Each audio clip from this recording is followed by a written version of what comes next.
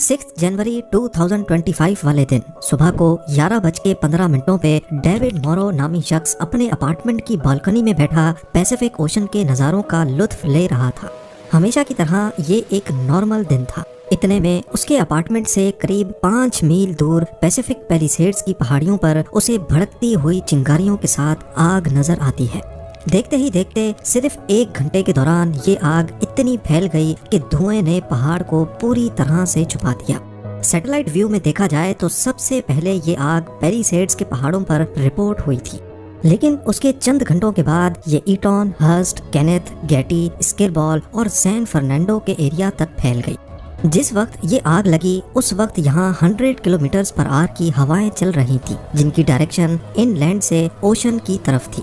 अब यहाँ सवाल ये पैदा होता है कि अगर सबसे पहले आग पैलिसेड्स में लगी थी जो ओशन के बिल्कुल करीब है, तो फिर वहाँ से आग हवा के ऑपोजिट डायरेक्शन में 30 से 40 किलोमीटर दूर तक कैसे फैल गई। इस आग ने टोटल 38,000 एकड़ या फिर 150 स्क्वायर किलोमीटर के एरिया को उजाड़ कर रख दिया है। 12,000 से ज्यादा बिल्डिंग्स और घर तबाह हो चुके हैं और 1,80,000 लोग अपने घर छोड़ चुके हैं। ये लॉस एंजलिस की हिस्ट्री में सबसे तबाहकुन आग है, जो अभी तक इस वीडियो की प्रोडक्शन के दौरान भी पूरी तरह बुझाई नहीं जा सकी। आग को बुझाने की हर मुमकिन कोशिश नाकाम होती दिख रही है। वाटर बम्बर्स एक वक्त में 45,000 लीटर पानी फेंक रहे हैं, जो इस आग के सामने चंद बूंदों के बराबर लगते हैं। वाटर बम्बर्स की मदद से स्पेशल केमिकल भी फेंका जा रहा है, लेकिन कुदरत के सामने सारी मेहनत बेकार होती दिखाई दे रही है। कैलिफोर्निया जहां पहले से पानी की कमी है, जिसकी वजह से अक्सर फायर हाइड्रेंट्स खाली पड़े थे। 7 अलग अलग एरियाज में फैलने की वजह से फायर फाइटर्स और उनका इक्विपमेंट भी डिवाइड हो गया, और ऊपर से 70 से 100 किलोमीटर पर आवर की हवाएं जब आग पर पड़ी तो ये आग और ज्यादा भड़कने लगी।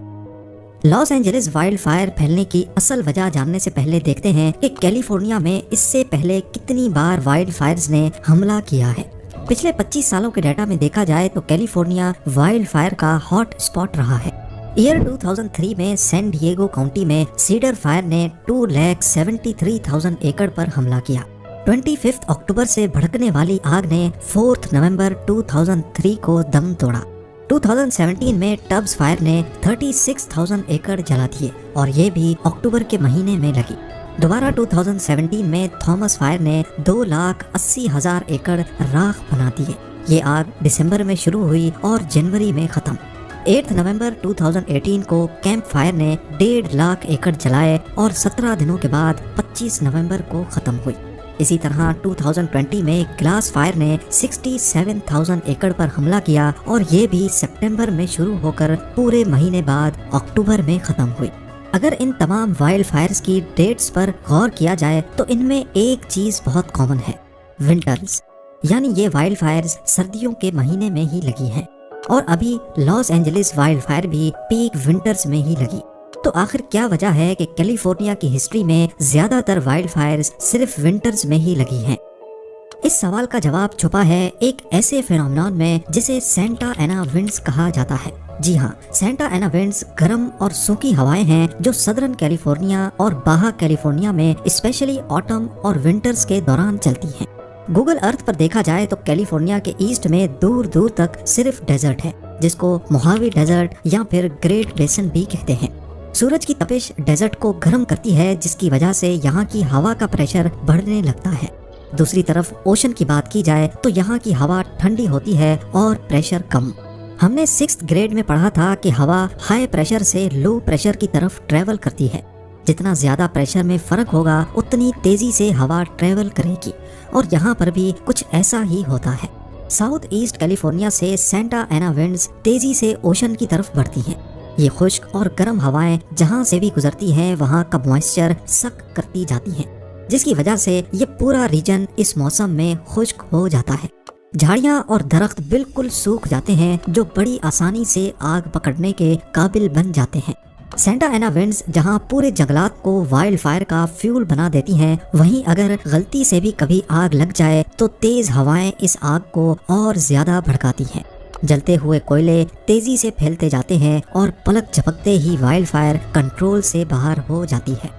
اب ہونا تو یہ چاہیے کہ جس ڈائریکشن میں ہوا جا رہی ہے وائلڈ فائر کو بھی اسی ڈائریکشن میں ہی پھیلنا چاہیے، پر لاس اینجلس کے کیس میں اس کا بالکل الٹ دیکھا گیا۔ سب سے پہلے آگ پیلیسیڈز کے پاس دیکھی گئی جو اوشن کے قریب ہے، اور بعد میں یہ ان لینڈ ایریاز میں پھیلتی گئی۔ ایسا کیوں ہے؟ اس کی اصل وجہ سمجھنے کے لیے ہمیں ایک انٹرسٹنگ فینومینون کو سمجھنا ہوگا جسے ماؤنٹین ویو روٹر کہتے ہیں۔ پہاڑ کی وہ سائیڈ جس پر ڈائریکٹلی ہوا آ کر ٹکراتی ہے اسے ونڈ ورڈ سائیڈ کہتے ہیں، اور پہاڑ کی دوسری سائیڈ جہاں ہوا کو جانا ہے اسے لی ورڈ سائیڈ کہتے ہیں۔ ہوتا یوں ہے کہ جب ونڈ ورڈ سائیڈ ہوا کو روکتی ہے تو اسی دوران لی ورڈ سائیڈ پر ایک وورٹیکس افیکٹ پیدا ہوتا ہے، اور اس وورٹیکس میں ہوا گول گول گھومتی رہتی ہے۔ یعنی پہاڑ کے اوپر ہوا کی ڈائریکشن ایک طرف ہوتی ہے تو پہاڑ کے نیچے ہوا کی ڈائریکشن دوسری طرف چلتی ہے۔ لاس اینجلس کے کیس میں بھی اس فینومینون کا بہت بڑا رول ہے۔ پیلیسیڈز جہاں سب سے پہلے آگ رپورٹ ہوئی یہ لی ورڈ سائیڈ ہے، اور یہاں ماؤنٹین ویو روٹر کی وجہ سے پہاڑ کی چوٹی سے نیچے نیچے ہوا اپوزٹ ڈائریکشن میں جنریٹ ہوئی، جو آگ کو ان لینڈ ایریاز میں پھیلانے کی سب سے بڑی وجہ بنی۔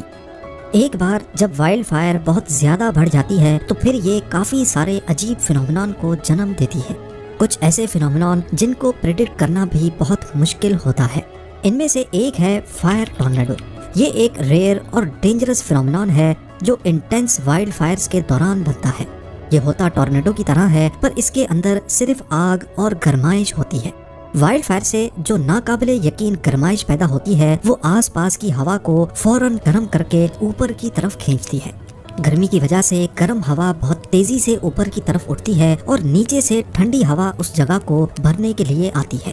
یہ اپ ڈرافٹ ایک روٹیشنل موشن کریٹ کرتا ہے جو آس پاس کی سوکھی جھاڑیوں کو فائر ٹورنیڈو میں کھینچ کر وارٹیکس کو اور بھی زیادہ دہشت ناک بنا دیتا ہے۔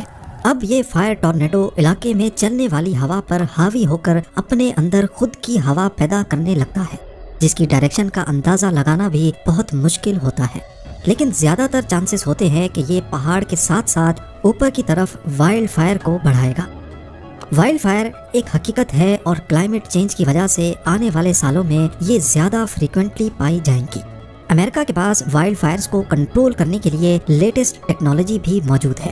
سب سے پہلے انفراریڈ کیمراز سے وائلڈ فائر کے ٹیمپریچر اور اس کے پھیلنے کا ریئل ٹائم ڈیٹا لیا جاتا ہے۔ سیٹلائٹس کی مدد سے آگ کی سائز اور لوکیشن کو مانیٹر کیا جاتا ہے۔ آج کل تو آرٹیفیشل انٹیلیجنس کی مدد سے آگ کے پھیلنے کی ڈائریکشن کو پریڈکٹ بھی کیا جاتا ہے، اور پھر یہ ساری انفارمیشن فائر فائٹرز تک پہنچائی جاتی ہے۔ فائر فائٹرز کوشش کرتے ہیں کہ جہاں آگ لگی ہے اس کے ارد گرد کیمیکل اسپرے کریں تاکہ آگ زیادہ نہ بڑھ سکے، پر لاس اینجلس میں فائر فائٹرز پہلے ایک ایریا کی آگ کو کنٹرول کرتے تو ہوا کے ذریعے آگ دوسری جگہ تک پھیل جاتی تھی۔ امریکہ کی ہسٹری میں پہلی ریکارڈڈ وائلڈ فائر سال 1871 میں میشیگن کے پاس لگی تھی۔ اس وائلڈ فائر میں 12 لاکھ ایکڑ راکھ کی نظر ہو گئے اور 2500 جانیں ضائع ہو گئیں۔ 1871 کی پیسٹیگو فائر سے لے کر آج کی لاس اینجلس وائلڈ فائر تک نیچر ہمیں اشارہ دے رہی ہے کہ آگ پر قابو پانا آج بھی قریب ناممکن ہے، لیکن اگر ہم قدرت کو سمجھنے کی کوشش کریں اور کلائمیٹ چینج سے لڑنے کے بجائے اس کے حساب سے چلنے کی کوشش کریں تو شاید وائلڈ فائرز کا سلسلہ دوبارہ سے تھم سکتا ہے۔